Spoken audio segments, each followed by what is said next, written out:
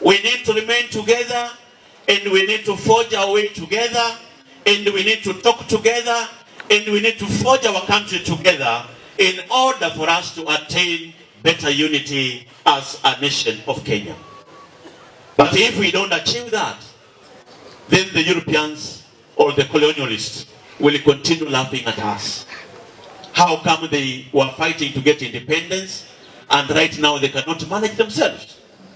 We have Kenyans here who continue believing their lives are in the UK or in the European country.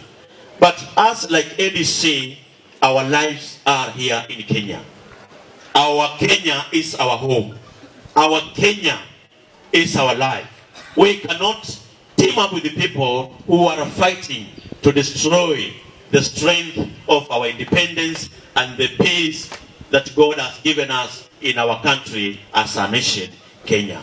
Bwana Yesu asifiwe. Amen. We want Kenya to remain united, and we want Kenya to continue being a peaceful country, that all people and all Kenyans who are residing in this country to enjoy the fruits of God through good independence and good peace that we have achieved. Nyinyi muweze kutazama kanisa hili ambalo linajengwa na askofu mkuu